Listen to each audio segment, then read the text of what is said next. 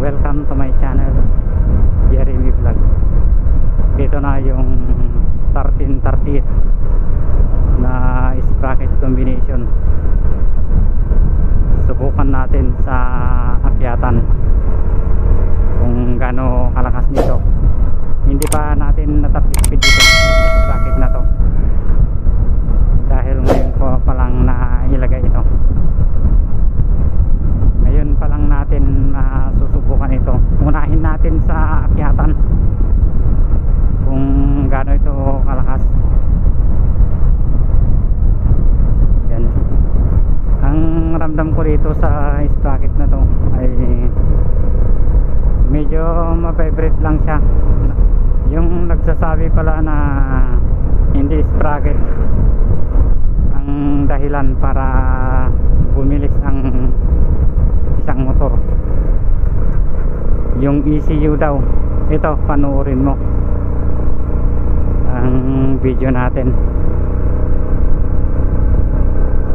Yan, nasa 40 lang yung takbo natin. Naka third gear tayo, paakyat. Yan. Kung sa akyatan naman ay hindi naman yung sobrang lakas. Ang nadagdagan lang dito ay yung kanyang RPM. Lumakas yung kanyang RPM, pero yung kanyang bilis ay bumagal.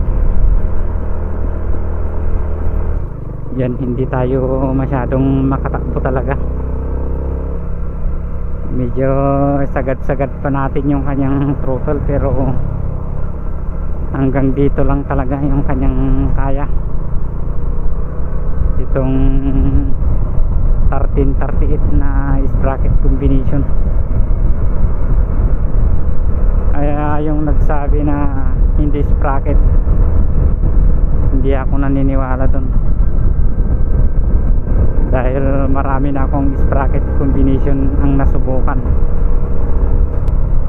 Hindi lang ECU, kahit magpalit ka ng ECU, pag naka 1338 sprocket combination ka, XRM ang motor mo, walang ibibilis yan. Kahit di ka naman nagpalit ng ECU, pag naka 1434 ka, talagang mabilis yan. Kasi useless lang pag ECU lang yung pinalitan mo, hindi ka nagpalit ng injector, wala rin mangyayari, mga rider. Kaya mas marami pang gastos pag ganun ang ginawa mo. Dito ka na lang sa sprocket combination, dito ka na lang magtuno, mas makatipid ka pa.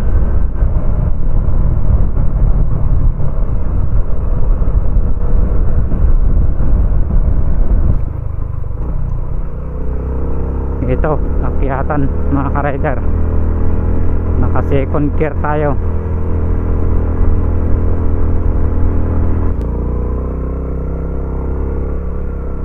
Yan, nakaakyat naman siya, mga ka-rider. Itong second gear sa ganitong akyatan. Ito, naka third gear na tayo. Yan, third gear na, at maakyat pa rin. Nasa 40 lang yung takbo natin.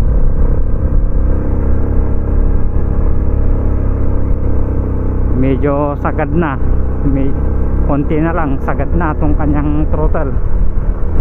Akyatan pa rin dito, third gear pa rin.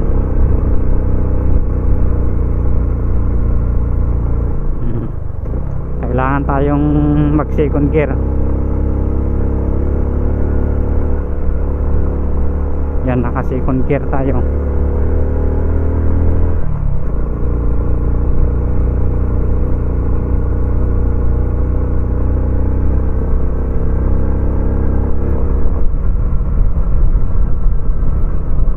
dapat kaya ng third gear doon, pero second gear lang talagang kanyang kaya. Yan, third gear, paakyat dito.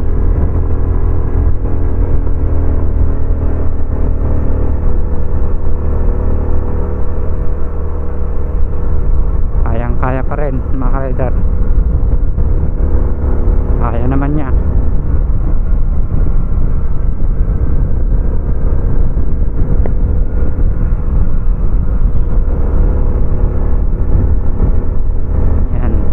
Pa rin, malayong akyatan to.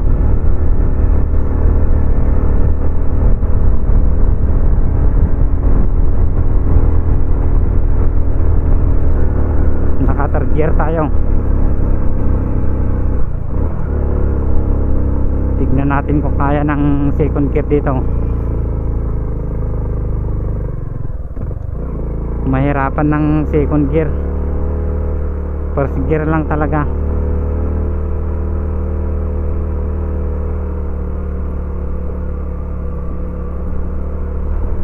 Pero naka-full pa naman yung gasolina natin.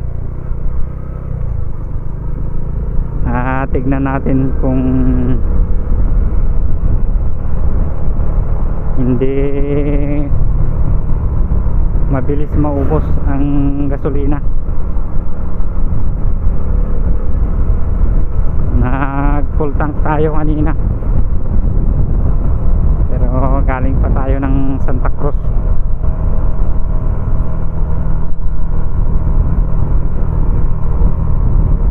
Dito na tayo sa bundok.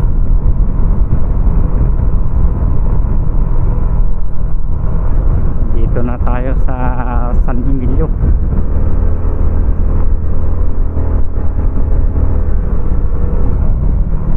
Puntaan lang natin yung matarik na akyatan dito para masubukan natin itong sprocket na to, kung okay ba siya na gamitin natin sa mga lugar nila na sobrang matatrek. Tignan natin kung okay ba na gamitin ito.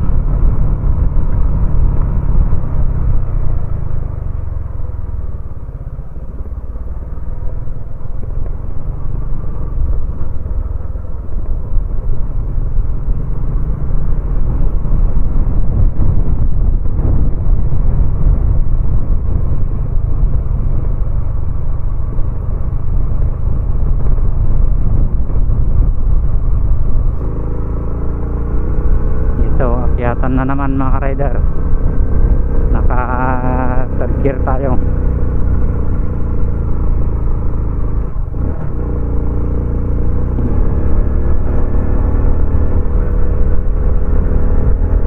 Akyat pa rin.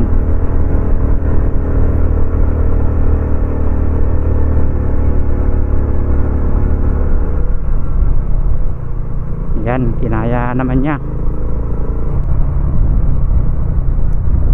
Eto na mga ka-rider, malapit na talaga yung hinihintay natin na sobrang tarik na akyatan. Yan, eto na, akyatan na dito. Yan, naka first gear tayo. Sinubukan natin mag second gear, tignan natin kung kakayanin niya. Naka second gear tayo mga ka-rider. Lumakas naman siya sa akyatan mga ka-rider, konti lang, pero hanggang dito na lang yung kaya niya. First gear na. Yan, nakatakbo pa ng konti.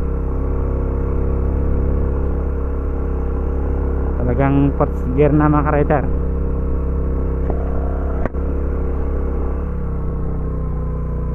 Hindi niya kaya ng second gear.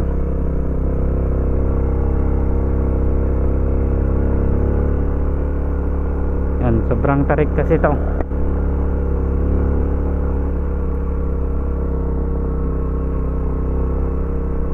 Mas malakas lang ng konti to sa akyatan, pero konti lang talaga yung ilalakas niya kaysa sa mga 1438, 1436 at 1336, 1334, mga sprocket na yan. Mas malakas lang ng konti to sa akyatan.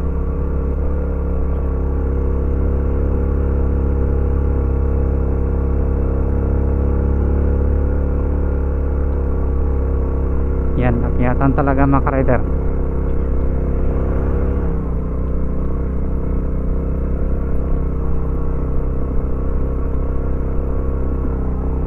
Yan, nakakyat din siya sa first gear.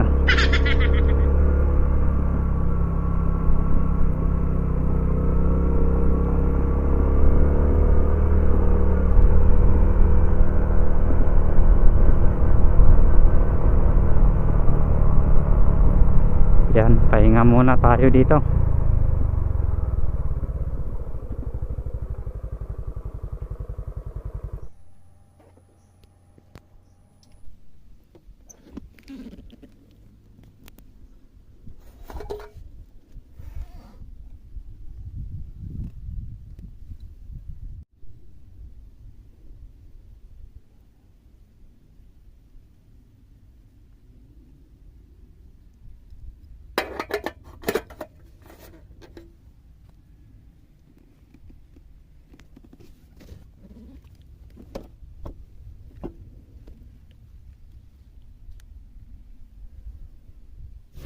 Hanggang dito na lang yung video natin mga rider.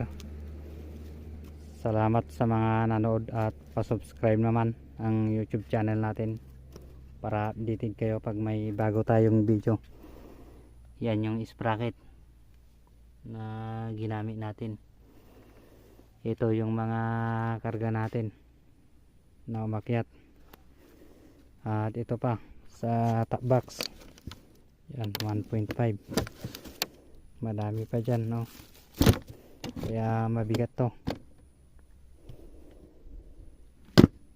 Kayang kaya naman niya sa akyatan.